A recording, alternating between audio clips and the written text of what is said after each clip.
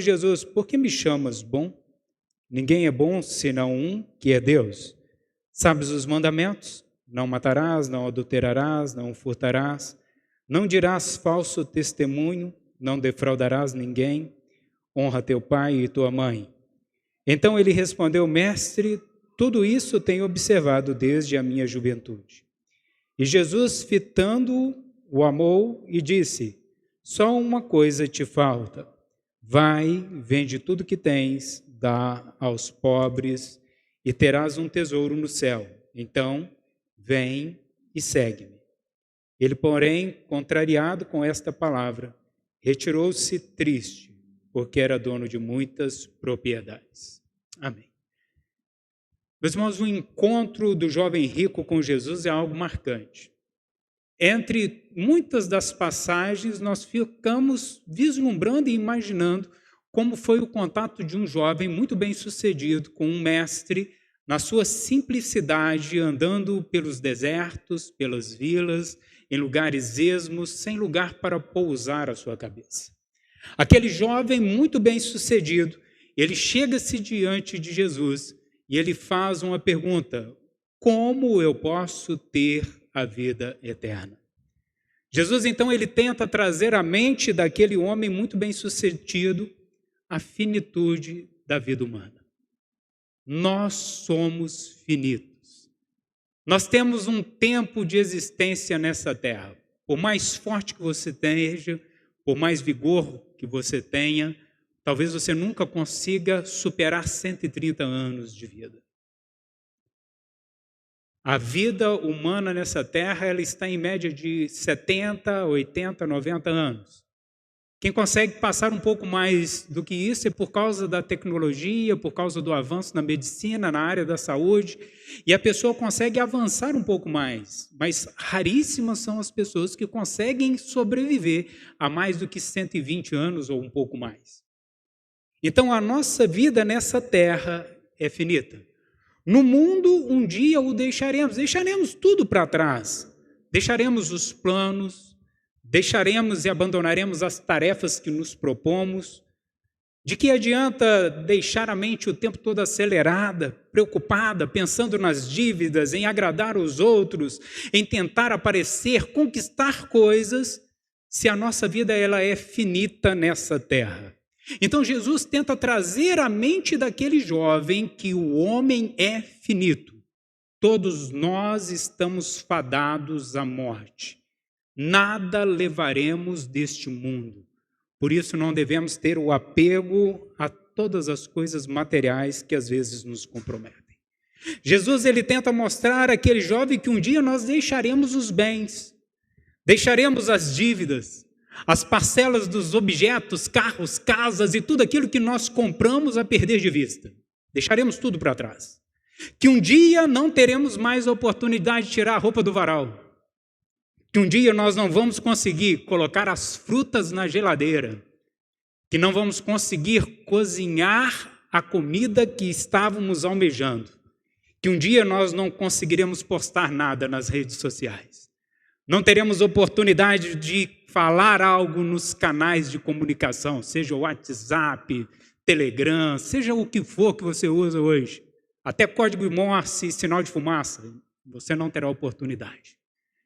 Porque um dia a nossa vida deixará de existir nessa terra. Deixaremos de ser importantes na igreja, na escola, no trabalho, na família. As pessoas vão nos substituir, vão seguir a rotina, vão seguir a vida, vão fazer as coisas que sempre fizeram. Quem nós ferimos com os nossos atos, com nossas omissões, com nossas palavras, palavras mal faladas. Quem não teve o nosso tempo investido em tempo oportuno, quando abandonamos os nossos filhos sozinhos e com eles não assistimos um filme, quando não podemos ouvir as suas mágoas, dar a ele o nosso ombro compartilhado, tudo isso um dia deixará de existir. Era isso que Jesus estava propondo àquele jovem. Por mais bem-sucedido que ele fosse, ele chegaria a um momento em que tudo iria cessar. Chega um momento na nossa vida em que tudo cessa, tudo acaba, tudo passa, não temos mais como caminhar, porque a vida deixa de existir. Aqueles brinquedos que nunca usamos e que às vezes eu guardo numa prateleira para a posteridade ou para as minhas coleções, ficarão lá. Serão descartados por alguém ou serão dados para alguém que vai realmente usá-los com a finalidade de ser brinquedo. Aqueles que nós temos ciúmes de emprestar, ou aqueles objetos que temos ciúmes, as nossas ferramentas, seja lá o que for, e que você tem um apego muito grande, eles vão ser usados de qualquer maneira, a pessoa não vai dar nenhuma credibilidade para aquilo.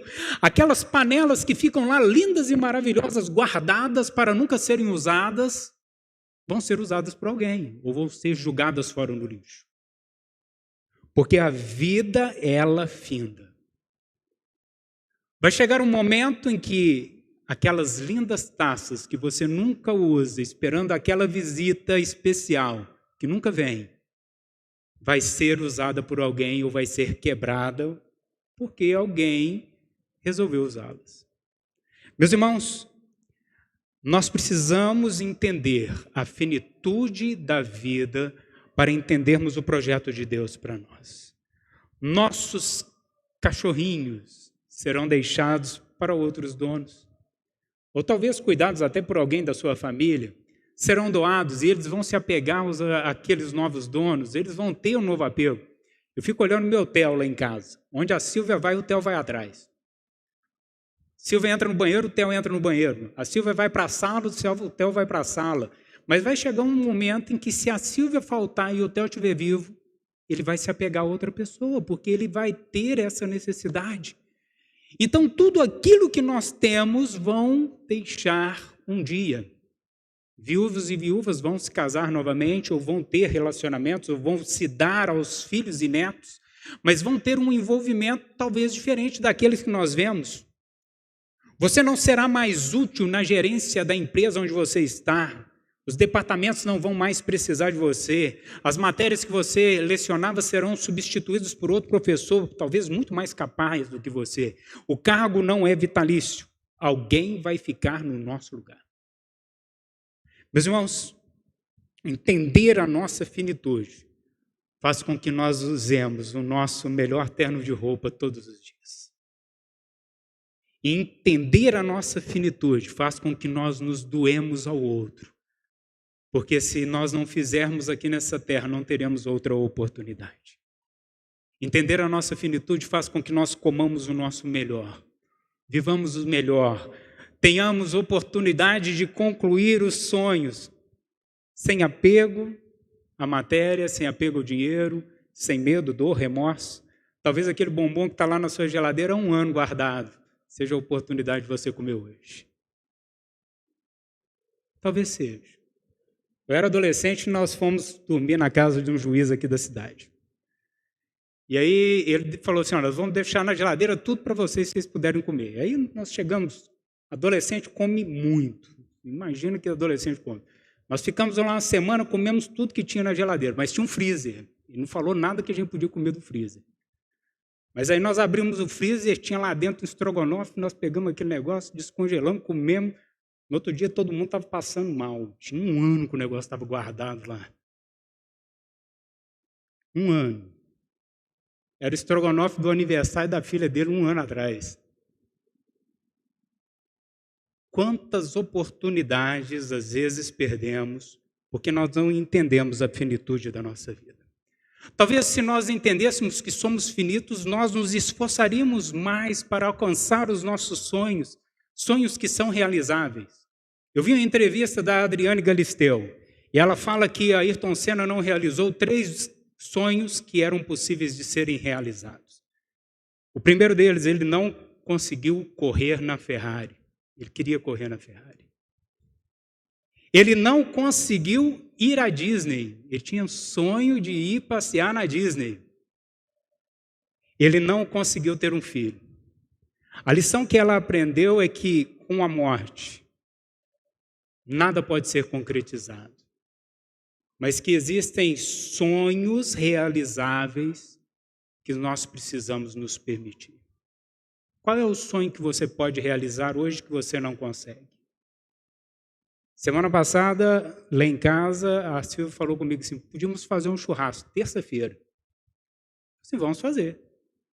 Por que eu vou esperar para o sábado e domingo se eu não sei se até lá estarei vivo? Se eu tenho possibilidade naquele dia, por que não concluir sonhos que são realizáveis? Por que não investir melhor? Se nós soubéssemos quando morreríamos, nós usaríamos melhor o nosso tempo. Ouviríamos várias vezes as histórias dos nossos avós que são extremamente repetidas, especialmente aqueles que estão com Alzheimer, alguma deficiência de demência, e que repetem a mesma história inúmeras vezes. Nós teríamos prazer em ouvi-las. Nós teríamos prazer em cantar as mesmas canções repetidamente inúmeras vezes. Riríamos das mesmas piadas inúmeras vezes, olharíamos para o sol todos os dias e veríamos ele com um brilho diferente.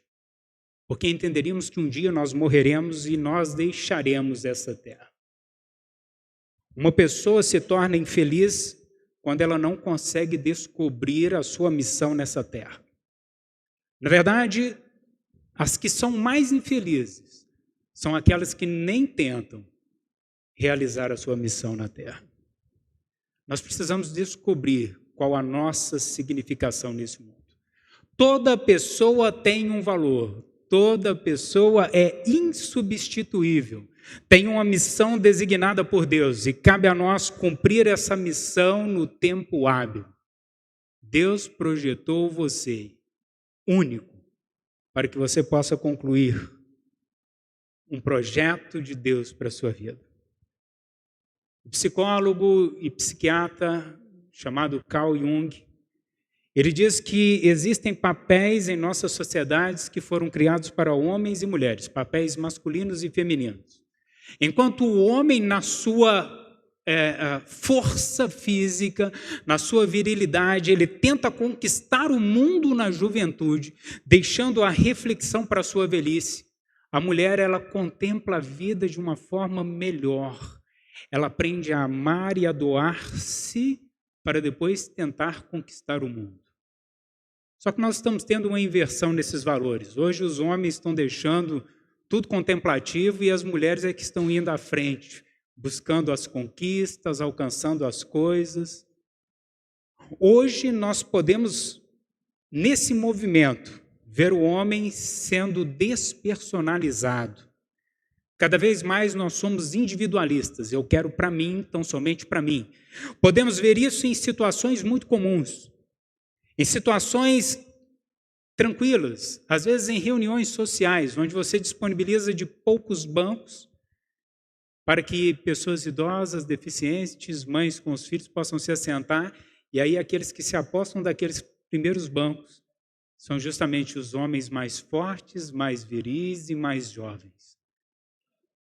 Há uma falta de desconfiança ou talvez um desejo de fazer tudo só para si, se esquecendo do benefício ao próprio. Agora voltemos ao texto bíblico para que nós possamos tirar as verdades que Jesus queria mostrar àquele jovem e que são necessárias para mim e para você. Nós precisamos mudar a nossa visão e encontrar a realidade que Cristo queria que aquele jovem aprendesse. A primeira coisa que Jesus queria que aquele jovem aprendesse está lá no versículo de número 17. Diz assim: pondo-se Jesus a caminho, correu-lhe um homem ao seu encontro e, ajoelhando-se, lhe perguntou: bom mestre, que farei para herdar a vida eterna? A primeira coisa que Jesus queria que ele aprendesse é que toda mudança começa pelo autoconhecimento e pelo reconhecimento de nossa pequenez. Eu preciso reconhecer quem eu sou, a minha miserabilidade, como eu sou pequeno nessa terra e como eu sou dependente da graça e do poder de Deus. Aquele jovem não era um jovem comum. Ele era alguém muito bem sucedido, provavelmente uma pessoa notória na cidade onde ele residia. Talvez todas as pessoas olhassem para aquele jovem e falassem: um dia eu quero ser como ele. Geralmente essas pessoas que possuem grande prosperidade financeira, elas procuram os melhores mestres para auxiliar no seu crescimento pessoal e no seu crescimento financeiro. Se fosse hoje, procurariam os coaches da vida que não sabem nada, mas que dizem a você que sabe e que te estimulam a ter uma vida de melhor reconhecimento. Mas aqui nós vemos que aquele jovem, mesmo sendo um homem de repercussão no meio onde ele vivia, ele se ajoelha diante de Jesus, revelando claramente que ele reconhecia Jesus como um mestre divino, bem superior a tudo que os seus bens materiais poderiam comprar. Ele não poderia conquistar as palavras de Cristo Jesus pelo dinheiro. Ele não poderia conquistar a sabedoria de Cristo pelo status social. Ele não conseguiria conquistar nada por aquilo que era mérito próprio. Mas ele sabia que mesmo não podendo oferecer nada a Cristo, Cristo poderia dar a ele, se ele clamasse por uma resposta. E ele clama: Senhor, como eu posso ter a vida eterna?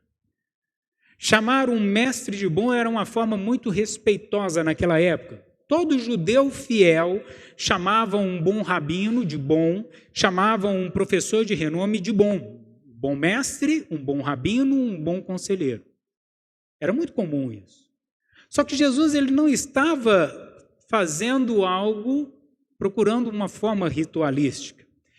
Mas aquele jovem, de forma ritualística, ele chama o Senhor como de fato qualquer bom judeu faria.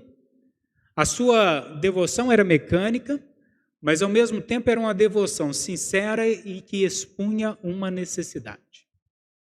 Era como se aquele jovem dissesse: eu cheguei até aqui, mas aqui em diante eu não consigo caminhar.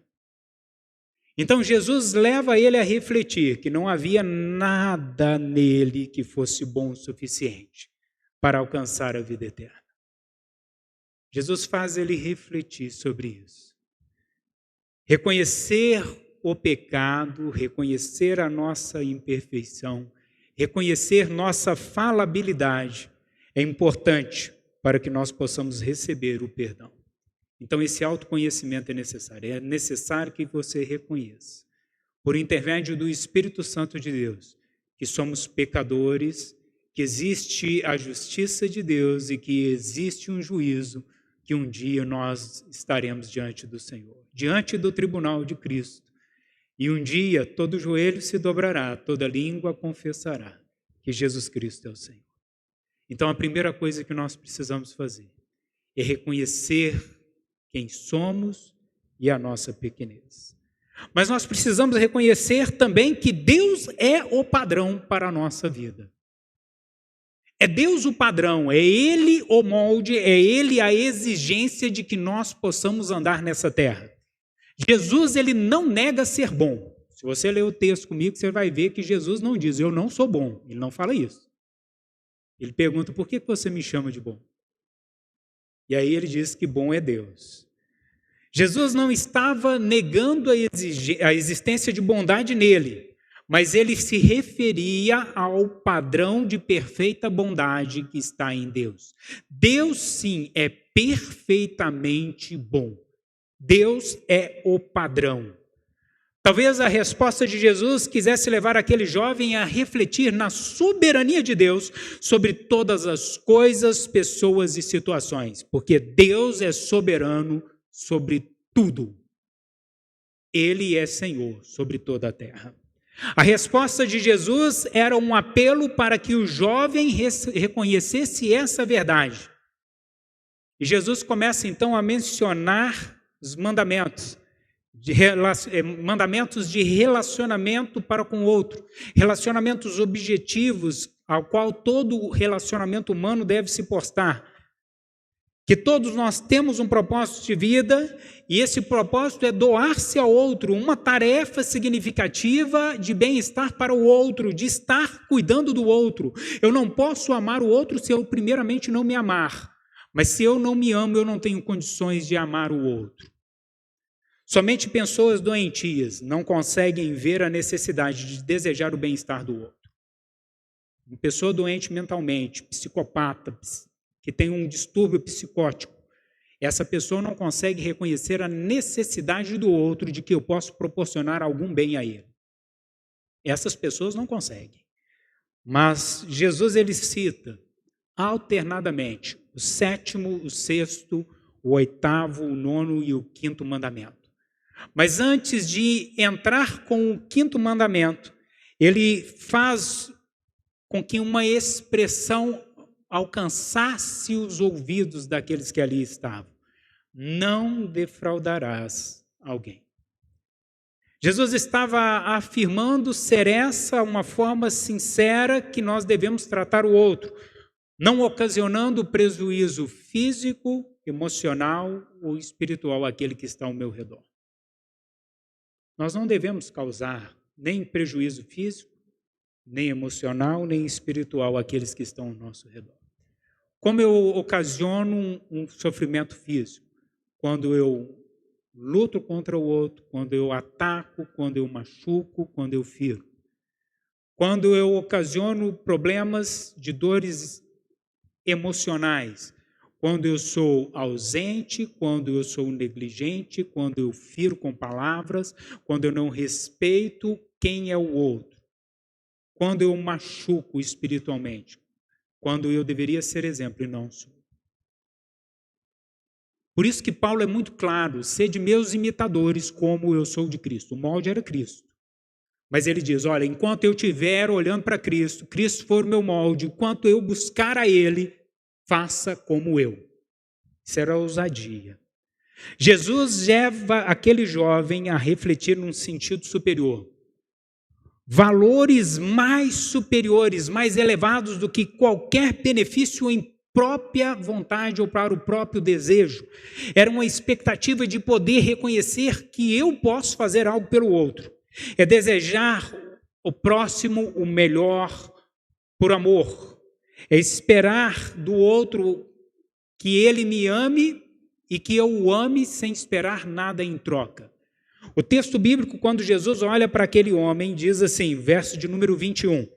Jesus fitando, amou-o. Lá no grego, o verbo ali é ágape, ou seja, um amor sincero que não pede nada em troca. Jesus não estava pedindo nada em troca daquele jovem, mas Jesus amou ele primeiro. Mesmo que ele não pudesse fazer nada por ele, mesmo que os bens não pudessem comprar o amor de Cristo, mesmo que os bens que ele tinha e toda a perspectiva de vida não pudesse comprar a sua salvação.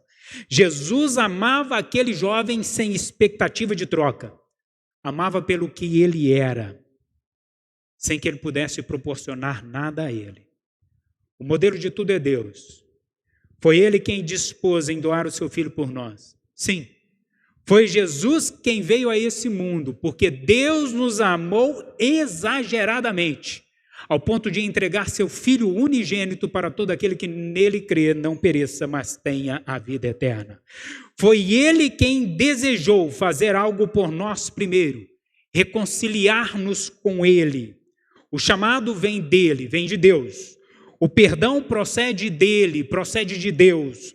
A reconciliação é dele, não é escolha nossa. Tudo vem dele, não fomos nós que escolhemos a Deus, mas ele nos escolheu mesmo não tendo nada formoso e maravilhoso em nós. Ele nos escolheu.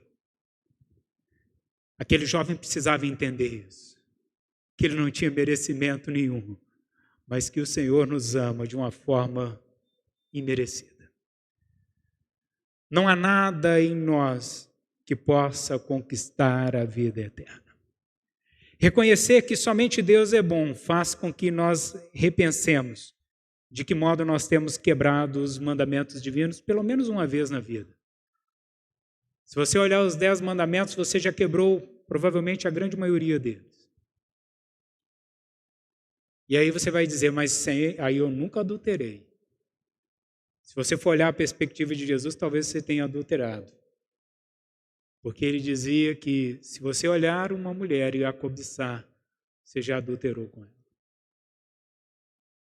E hoje em dia nós podemos dizer isso também das mulheres, que olham para os homens e os cobiçam. Então provavelmente você já quebrou todos os 10 mandamentos. Eu já roubei clientes meus quando eu não dei o troco. Eu já menti quando eu não falei o preço real. Já fiz tanta coisa infligindo os 10 mandamentos.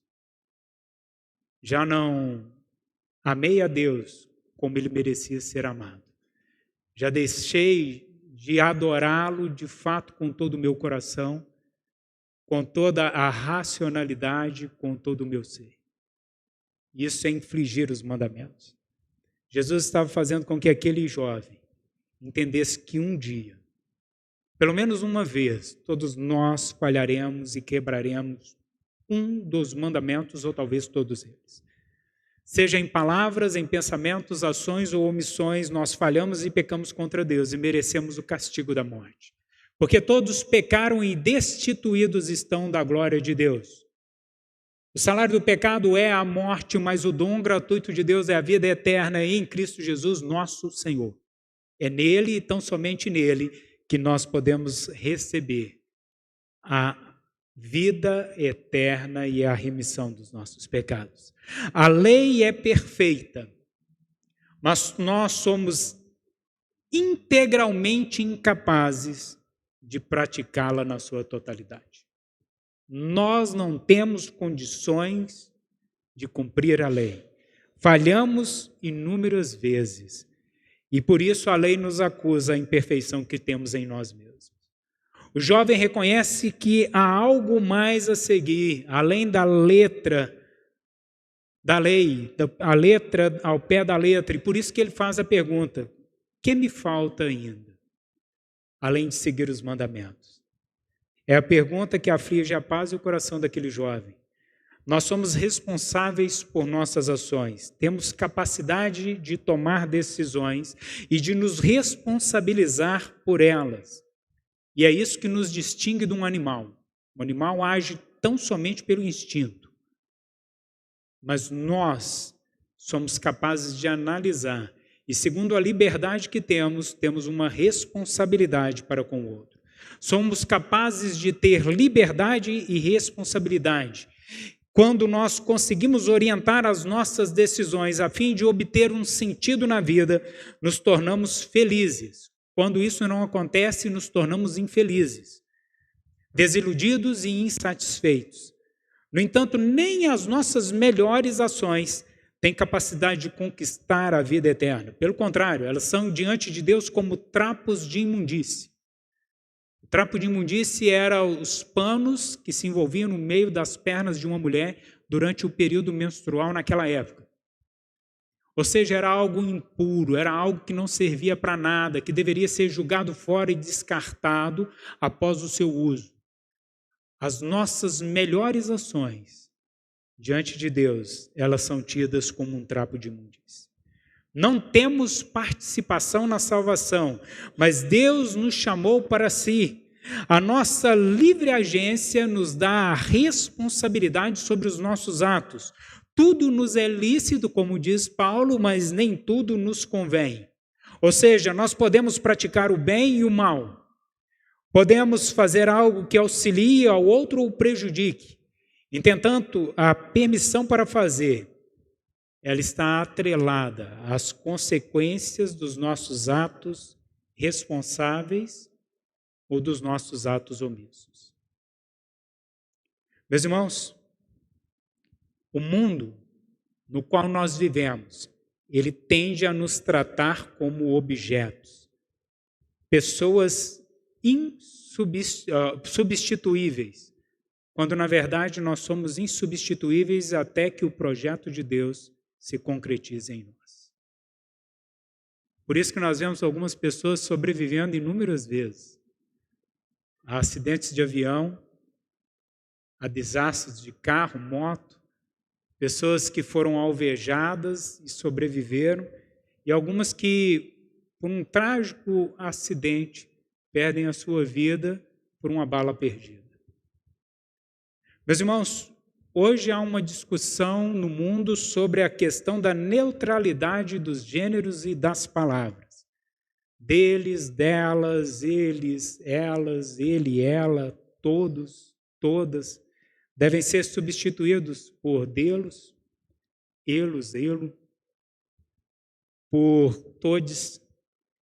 No entanto, há uma falha imperceptível, as pessoas não estão percebendo que quando eu torno um gênero neutro, Eu transformo o homem num objeto e não num indivíduo. Eu transformo o homem num objeto e não num indivíduo. Eu sou professor de grego. E no grego nós temos palavras e verbos.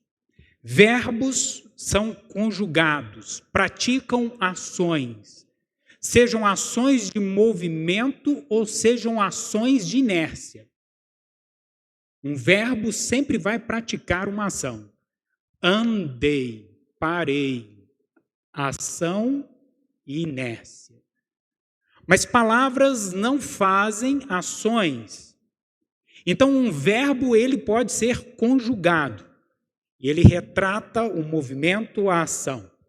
No grego, as palavras são declinadas. No latim também. Quem estudou latim há décadas atrás, provavelmente estudou as declinações do latim.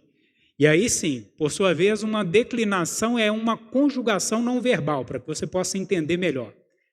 E aí, ao invés dela dar ação, ela dá singularidade e pertencimento.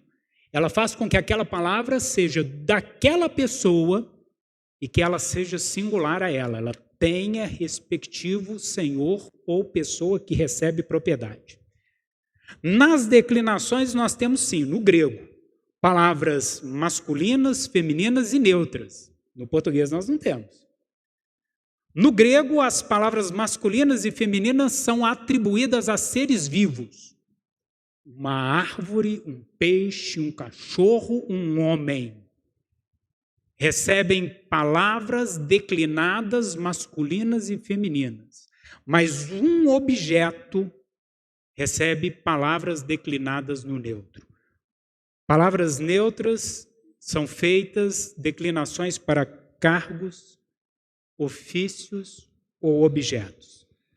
No português nós temos apenas dois gêneros, como eu disse, masculino e feminino. Não temos o gênero neutro. As palavras não são declinadas. No gênero masculino nós temos tendências masculinas. No gênero feminino nós temos tendências femininas. Quando nós atribuímos um gênero neutro a uma pessoa, nós estamos transformando-a num objeto, despersonalizando o sujeito, tornando-os inválidos, tornando-os substituíveis e desvalorizados. A tendência da nossa sociedade é tornar você um objeto sem valor, quando na verdade você tem alto valor, porque o preço foi pago na cruz, o sangue de Cristo derramado por mim e por você. Nós temos um alto preço que é por nós. Alguém que pode e deve ser trocado por um motivo banal, por algo qualquer. É isso que a sociedade está implementando ao tornar você um pronome neutro. Casamentos podem ser defeitos por coisas. Pessoas podem ser trocadas. Amizades podem ser destruídas porque a pessoa te desagradou. Quando, na verdade, uma amizade sincera é aquela pessoa que não aceita aquilo que você faz. Seu amigo de verdade não é aquele que te aprova em tudo. Pelo contrário, é aquele que às vezes discorda de você muitas e muitas vezes. E às vezes ele precisa de colocar você no eixo, chamar a sua atenção e dizer que você está errado. Essa possibilidade de tornar as coisas neutras diz que você não é nada, que você não tem valor, que você é só um objeto de prazer. E que, sendo um objeto de prazer, torna-se descartável e substituível quando o prazer não é proporcionado mais por você. Você se torna inútil. É muito mais fácil usá-lo do que amá-lo. É isso que a sociedade está dizendo hoje. Eu nunca vou usar um pronome neutro. Linguagem neutra. Porque enquanto o amor ele é exigente, a sociedade é mesquinha. E ela deseja que você seja despersonalizado, desvalorizado e inutilizado. Meus irmãos, você é insubstituível. Você não é um objeto de prazer do outro. Você está aqui neste mundo porque o Senhor o colocou com uma missão. Quando Jesus convida aquele jovem a doar tudo o que ele tinha, ele estava profetizando uma transformação. Abrir mão dos bens estava relacionado ao valor que eu dou a pessoas e objetos. Segundo o autor Hillel Over, Deus criou as pessoas para serem amadas e os objetos para serem usados. Mas está acontecendo uma inversão. As pessoas estão amando os objetos e usando as pessoas. A inversão desses valores faz com que o resultado seja catastrófico e que os relacionamentos sejam cada vez mais distantes da vontade de Deus. A salvação não vem pelas nossas obras, nós não podemos fazer nada para alcançar a salvação. Não temos justiça por nós mesmos, não temos autossuficiência. É necessário depender completamente do Senhor. A proposta de Cristo foi pesada para aquele jovem. Era necessário reconhecer o próprio pecado, a nossa falha, a nossa culpa e abraçar o Evangelho. A palavra evangelho significa boas novas. As boas novas de que Cristo veio a este mundo, viveu entre nós, não pecando de maneira alguma, morreu morte de cruz, para que hoje eu e você pudéssemos ter a certeza de salvação e vida eterna. Foi por isso que Jesus morreu na cruz imerecidamente, para que o homem possa viver por ele. Todos nós temos um valor insubstituível.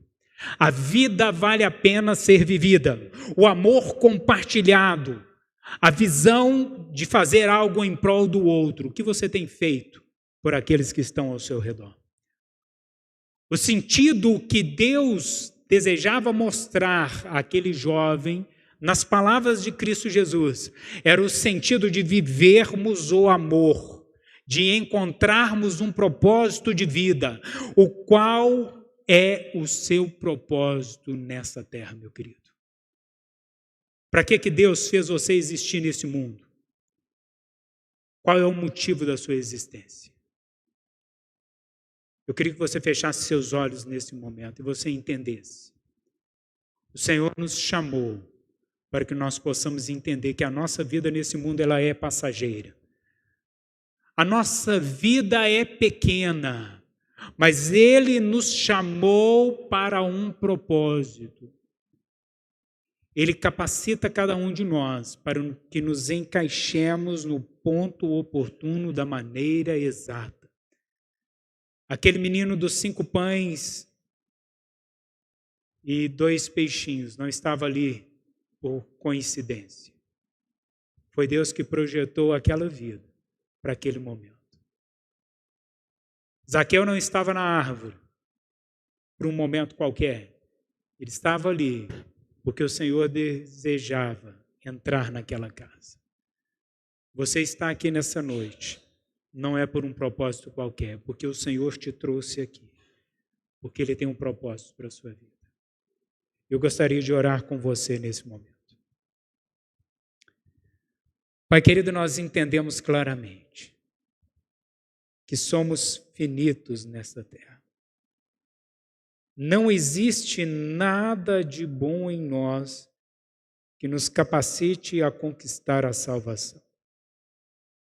Mas Cristo Jesus se fez merecedor por nós ali na cruz, morrendo de forma humilhante, para que nós pudéssemos ter vida e vida em abundância.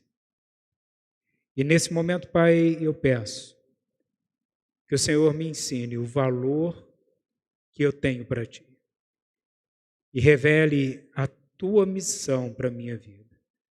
Que os Teus propósitos sejam evidentes no meu caminhar, na minha missão, para que eu possa fazer algo em benefício do outro, em benefício do meu próximo, para honrar e engrandecer o Teu nome.